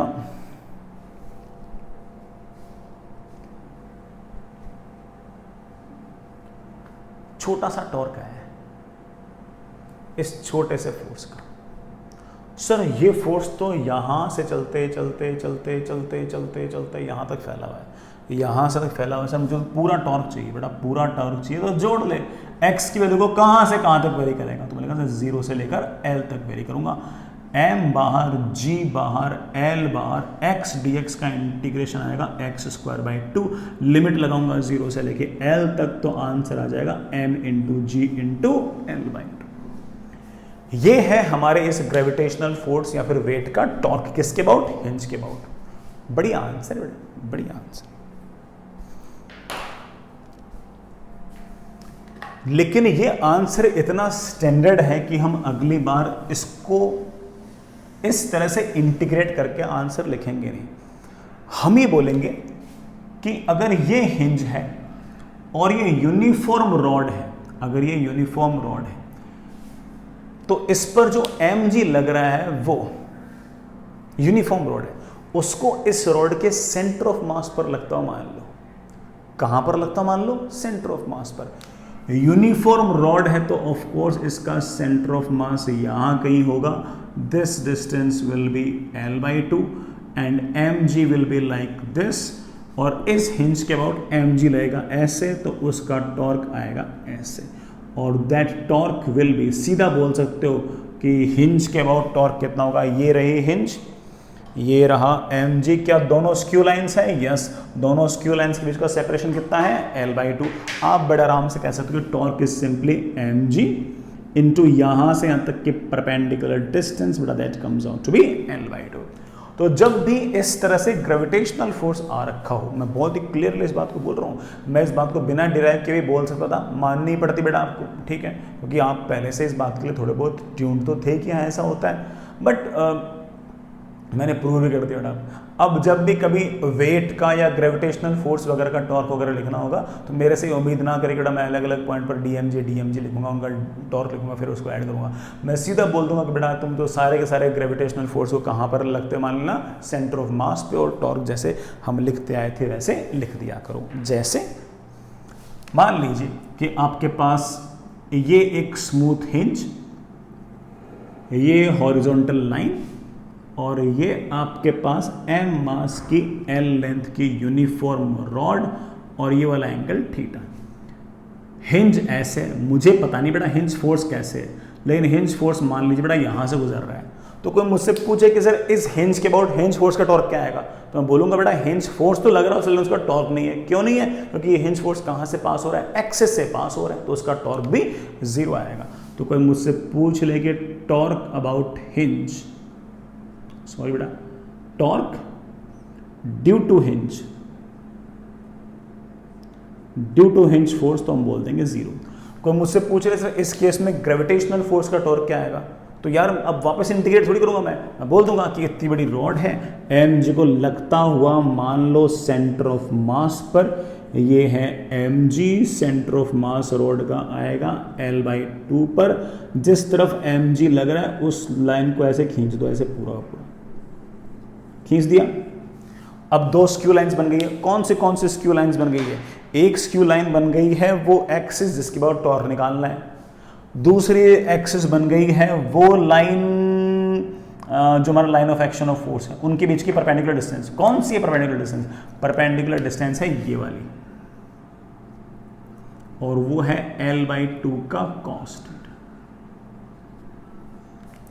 तो आप कह सकते हो कि कोई अगर हमसे पूछ ले कि इस केस में what is the torque due to gravitational force, तो बोल देना कि सर दैट इज mg ऐसे, और इस स्क्यू लाइन और इस स्क्यू लाइन के बीच डिस्टेंस है L/2 का cos थीटा।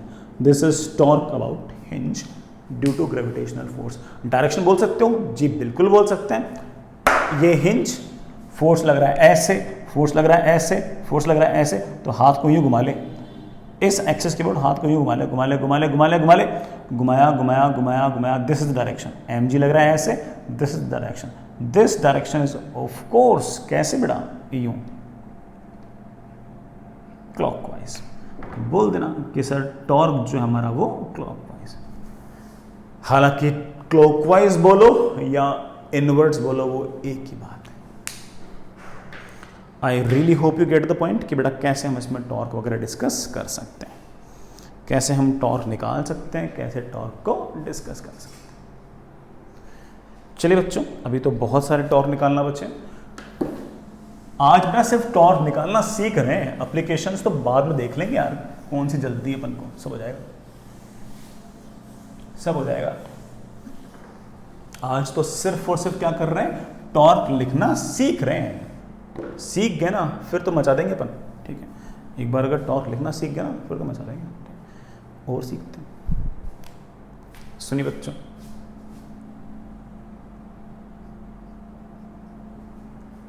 जैसे मान लीजिए कि आपके पास कोई ये बॉल है, नीचे जो सरफेस है वो रफ है, ये बॉल मान लीजिए नीचे वाले सरफेस पर स्लिप कर रही है, इतनी बड़ी बॉल है, mg लगता हुआ कहां से मानोगे? आप बोले सर mg तो मैं लगता हुआ सेंटर ऑफ मास से मानूंगा। जमीन का नॉर्मल आएगा ऐसे, मैंने ऊपर वाले पॉइंट पर फोर्स लगा दिया है ऐसे सामने की तरफ हॉरिजॉन्टल डायरेक्शन में।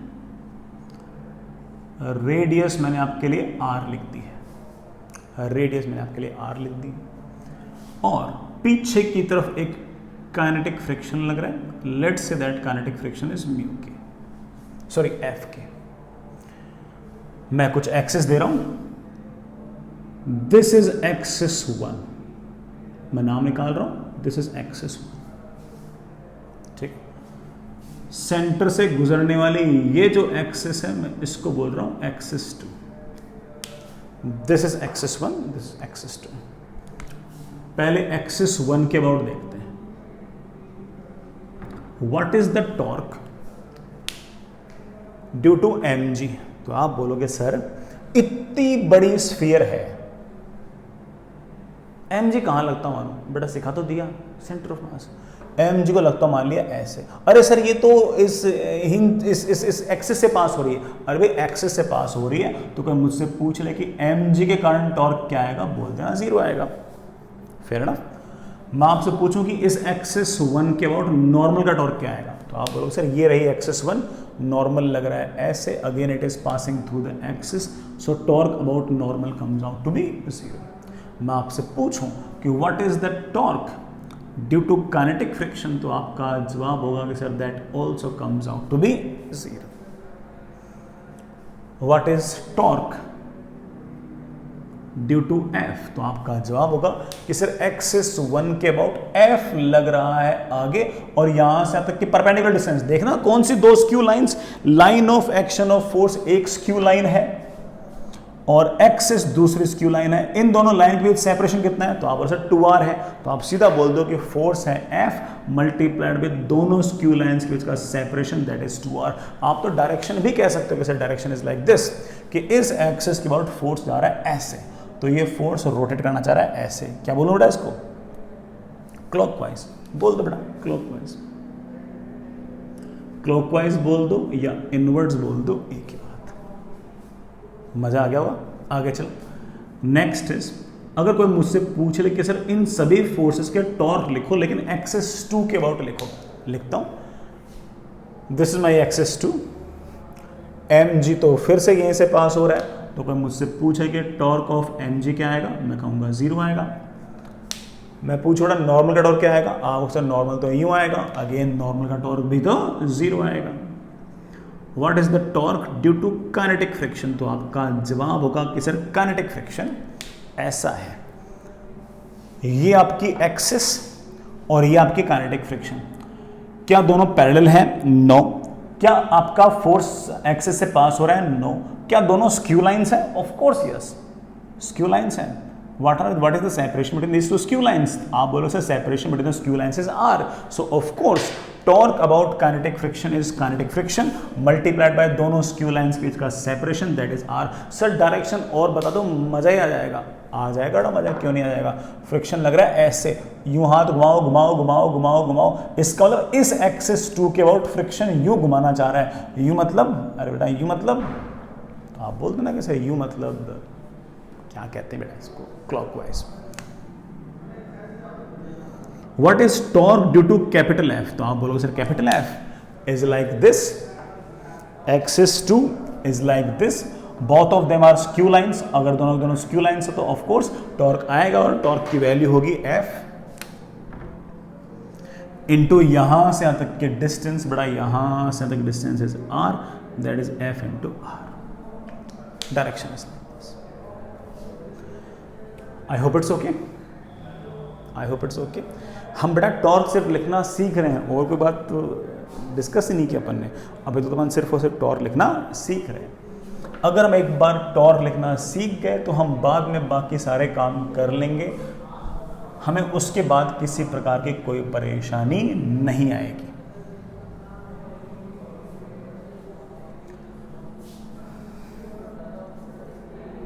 ठीक है,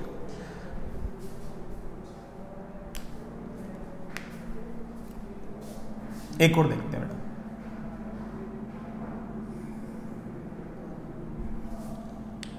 हॉरिजॉन्टल सरफेस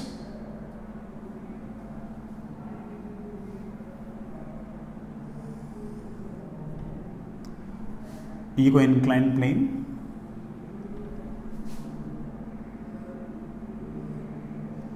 ये एंगल थीटा, ये एंगल थीटा,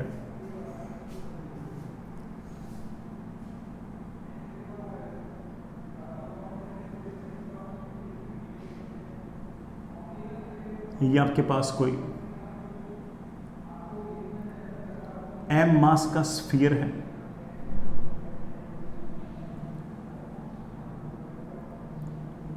रेडियस इसका r है, हाँ रेडियस इसका r है, और यहां से एक रस्सी बांध रखी बेटा अपन ने, और रस्सी से बड़ा कोई दूसरा पार्टिकल बांध रखा है। इस रस्सी में टेंशन T है, ये टेंशन T, ठीक है। इस पॉइंट पर m मास है बेटा, इस पॉइंट पर बेटा सवाल में गिवन है कि ऐसे एक फ्रिक्शन लग रहा है स्टैटिक, जिसकी वैल्यू है Fs, जिसकी वैल्यू है Fs S।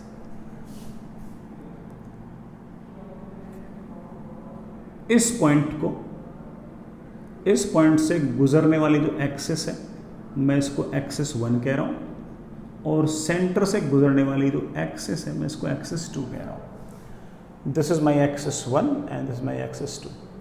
जो अच्छा बेटा मास m है इसका, जो डिफरेंट फोर्सेस हैं, चाहे वो mg हो, चाहे फ्रिक्शन हो, चाहे टेंशन हो, उन सब के टॉर्क लिखने हैं इस एक्सिस 1 और 2 के अबाउट। चलिए लिखते हैं, बिल्कुल लिखते हैं, बिल्कुल लिखते हैं। मैं इस स्फीयर को हल्का सा बड़ा बना रहा हूं बेटा। आपके पास बड़ा इंक्लाइन प्लेन ऐसे था, फिर क्या हुआ, सबसे पहले mg लगा बेटा, mg के दो कंपोनेंट आएंगे, इधर की तरफ mg cos था, इधर की तरफ mg sin theta. Along the incline plane आएगा mg sin theta, perpendicular to the incline पर आएगा mg cos theta.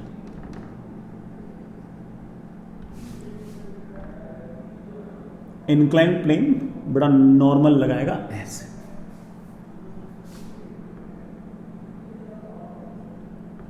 Static friction है ऐसे, और टेंशन T है ऐसे। मैंने मेरे ख्याल से सारे फोर्स दिखा दिए।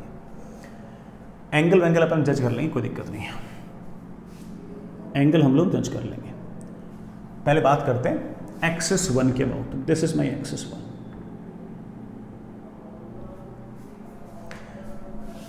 एक्सिस 1।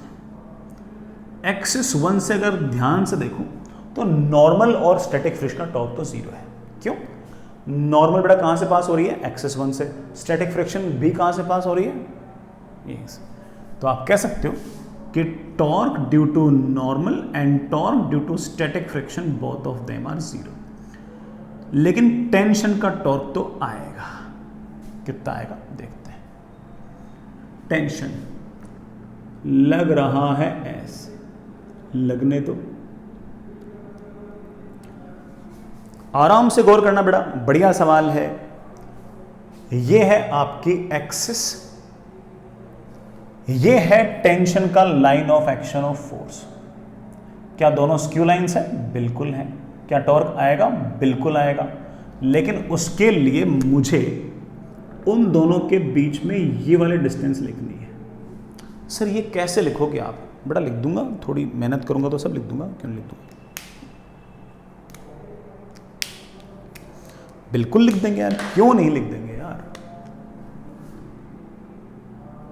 मैंने बड़ा वर्टिकली ऐसे एक लाइन खींच दी ऐसे।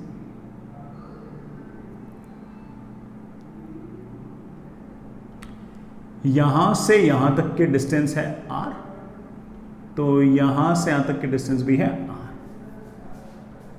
आगे देखना, जो नॉर्मल है, मैंने बड़ा तुम्हें कई बार याद कर रखा है, नॉर्मल जो है वो वर्टिकल के साथ वही एंगल बनाएगा जो इंक्लाइन प्लेन का हॉरिजॉन्टल के साथ एंगल है, ये वाला एंगल थीटा, तो नॉर्मल का वर्टिकल के साथ भी एंगल थीटा। और अगर ये वाला एंगल थीटा तो मेरे प्यारे वाले बच्चों ये वाला एंगल भी थीटा।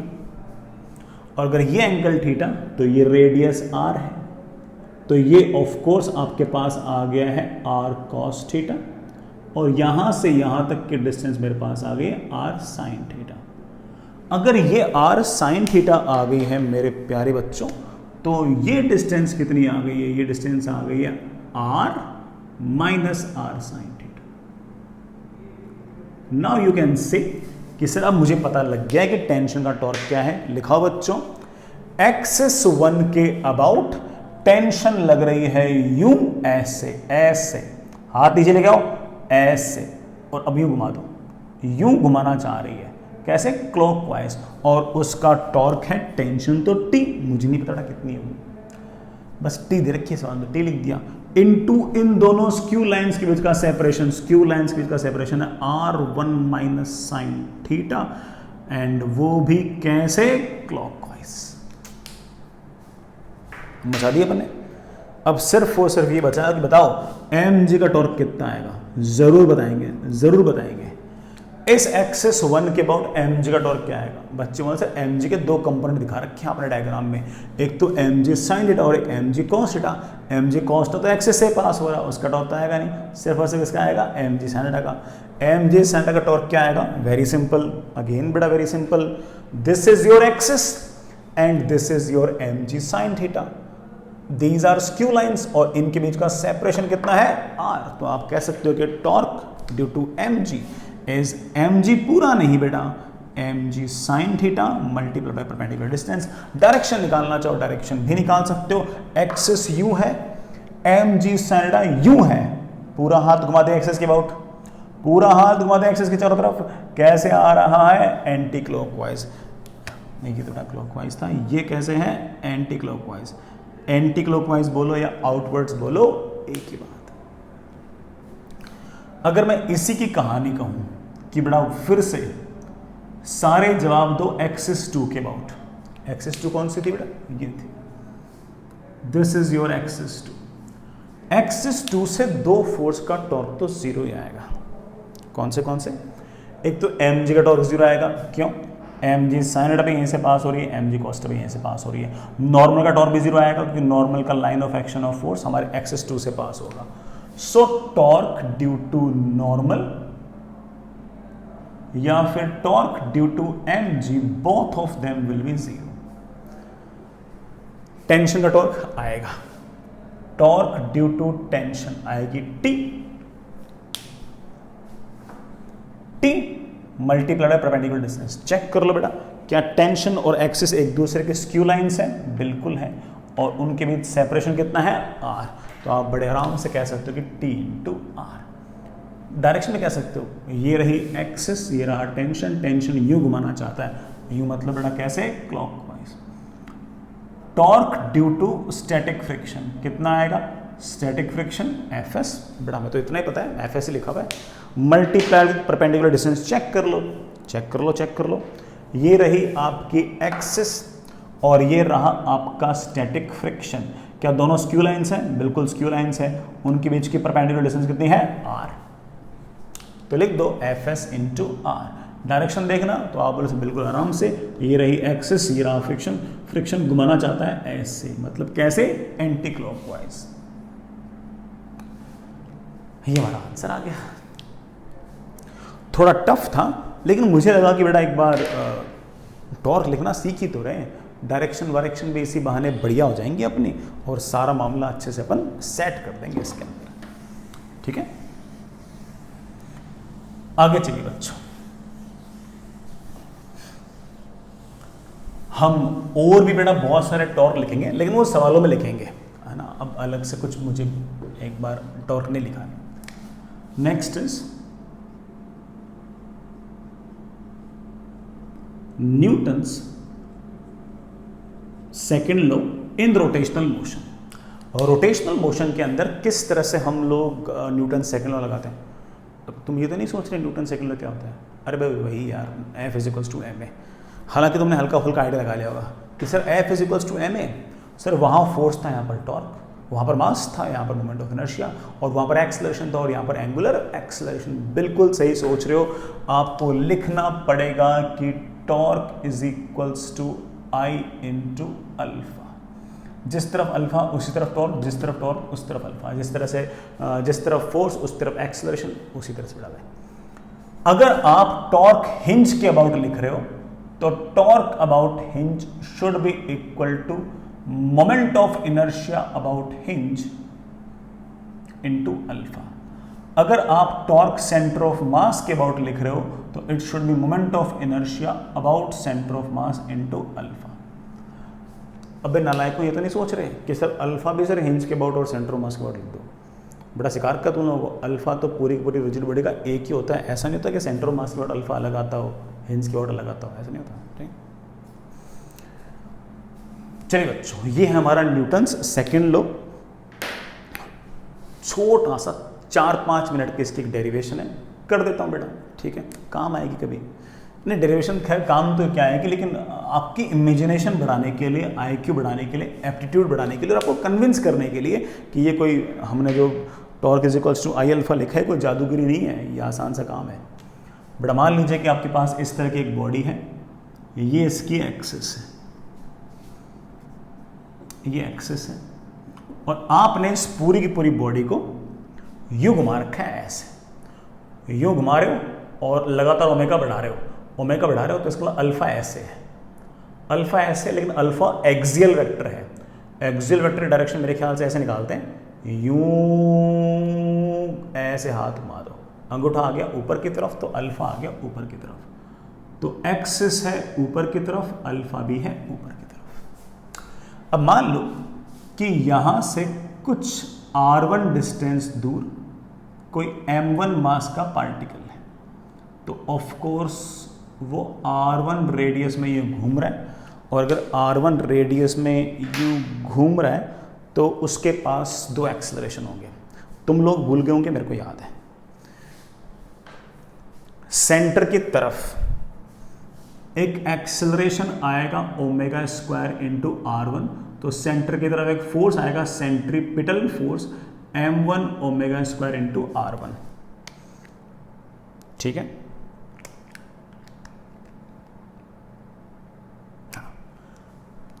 अल्फा है ऐसे, तो ऐसे एक टेंजेंशियल एक्सेलरेशन आएगा, क्रॉस लगा देता हूं, तो टेंजेंशियल फोर्स आएगा m1 into alpha into r1। ऐसे 2 पॉइंट थोड़ी होंगे, हजारों करोड़ों अरबों खरबों पॉइंट होंगे। मैं एक और दिखाया देता हूं। यहां मान लीजिए कि कोई m2 मास का पार्टिकल है, और ये m2 मास का पार्टिकल यहां से r2 डिस्टेंस पे है, तो ये m2 मास का पार्टिकल r2 डिस्टेंस में यूं जा रहा है, ऑफ कोर्स ऐसे बाहर की तरफ आ रहा है। इसके पास अगेन बेटा 2 एक्सेलरेशंस होंगे, सेंटर की तरफ एक्सेलरेशन होगा सेंट्रीपिटल, तो सेंटर की तरफ एक फोर्स होगा, that force will be m2 into omega square into r2। ऐसे घुमा रहे हो तो बाहर की तरफ एक टेंजेंशियल एक्सेलरेशन होगा, या बाहर की तरफ एक टेंजेंशियल फोर्स होगा, that will be m2 into alpha into r2। ऐसे बेटा बहुत सारे होंगे, मैंने तो इतने लिखे हैं। ठीक है, ये m1 पर लगने वाला फोर्स जो होगा वो इन दोनों का रिजल्टेंट है, m2 पर लगने वाला जो फोर्स होगा वो इन दोनों का रिजल्टेंट। ऐसे बड़ा खूब सारे फोर्स हैं, उन सारे के सारे फोर्सेस का मेरा टॉर्क लिखने का मन है, लिखता हूं। इस एक्सिस के बहुत टॉर्क लिखना चाहता हूं मैं, तो आप बोलोगे सर ये m1 ओमेगा स्क्वायर r1 और ये m2 ओमेगा स्क्वायर r2, ये जो फोर्सेस है ना, इनका तो टॉर्क आएगा ही नहीं, क्योंकि ये सारे के सारे फोर्सेस तो कहां से पास हो रहे हैं, एक्सिस से। लेकिन इन टेंजेंशियल फोर्स का टॉर्क आएगा, क्यों? क्योंकि ये तो स्क्यू लाइंस हैं। चेक करो, एक्सिस ऐसे, ये ऐसे स्क्यू लाइंस हैं, एक्सिस ऐसे, ये ऐसे स्क्यू लाइंस, इनके टॉर्क जरूर आएंगे। अभी निकालता हूं कितना टॉर्क आएगा। इसका टॉर्क आएगा फोर्स m1 अल्फा r1, यहां से यहां तक के परपेंडिकुलर डिस्टेंस, बड़ा परपेंडिकुलर डिस्टेंस है r1। सर डायरेक्शन और लिखा दो, बिल्कुल लिखा देंगे। r वेक्टर ऐसे, f वेक्टर ऐसे, r f ऐसे, आर क्रॉस एफ आ गया ऊपर की तरफ, ऊपर की तरफ तो अल्फा है, याद रखना डायरेक्शन को पता है कि अल्फा की तरफ है, याद रखना बाद में। हाँ आगे चलो, plus plus plus plus plus plus, इस M2 पर जो फोर्स लग रहे हैं उसे कारण टॉर्क। आप फिर से बोलोगे सर इसका तो टॉर्क है नहीं, सर आप तो इस टेंजेंशियल फोर्स का टॉर्क लिख दो, लिख दूंगा, स्क्यू लाइंस तो हैं, तो M2 into alpha into R2, ये तो आ गया फोर्स, ये आ गई एक्सिस, ये दोनों स्क्यू लाइंस है, परपेंडिकुलर डिस्टेंस है R2। Sir direction R cross F, बेटा देखना R वेक्टर ऐसे, F वेक्टर ऐसे, R क्रॉस F, ऊपर की तरफ तो अल्फा है, याद रखना कि अल्फा की तरफ ही बेटा ये वाला टॉर्क भी आ रहा है। ऐसे करते करते करते करते सारे जोड़ दो, तो टॉर्क की वैल्यू को मैं बड़े आराम से लिख सकता हूं, चेक करना, m1 r1 का स्क्वायर प्लस m2 r2 का square plus plus plus plus plus into alpha. Direction याद रखना अल्फा की तरफ है, ये जानते हैं m1 r1 का स्क्वायर प्लस m2 r2 का स्क्वायर, इस एक्सिस से m1 r1 square plus m2 r square plus m3 r square, ये क्या होता है? तो आप बोलो सर इस एक्सिस के बाद मोमेंट ऑफ इनर्शिया, तो आप कह सकते हो कि सर टॉर्क इज बेसिकली इस एक्सिस के about moment of inertia into alpha. Direction alpha की तरफ, अल्फा की तरफ, अल्फा की तरफ के लिए मैं एक यूनिट वेक्टर लगा देता हूँ, मैं लगा देता हूँ अल्फा कैप, इसमें भी बड़ा आंख में लगाता हूँ अल्फा कैप, तो आखिर में लिख दिया अल्फा कैप। अल्फा कैप क्या है? एक ऐसा यूनिट वेक्टर जो बता रहा है कि टॉर्क जो है वो अल्फा वेक्टर की तरफ है, अल्फा इंटू अल्फा कैप। मेरे बच्चों इसको क्या लिख देंगे बेटा? अरे क्या लिख दोगे बोलो भी? Alpha vector. तुम भी सोच रहे होंगे कि सर कंपैरिजन से आ रहा था। हाँ बेटा आ रहा था, लेकिन मुझे लगा कि मैंने हल्का फुल्का कुछ और बताया था। ठीक है, चलिए आगे चलते हैं। आज बड़ा कोई होमवर्क है नहीं, इसमें तो कोई सवाल बड़ा बन नहीं पाएंगे, कुछ पढ़ेंगे तभी बन पाएंगे। आज थोड़ा ऐसे काम चल गया अपना, है ना, ये है ना, टॉर्क वर्क लिखना सीखते सीखते इसमें टाइम निकल गया ना, कल देखते हैं।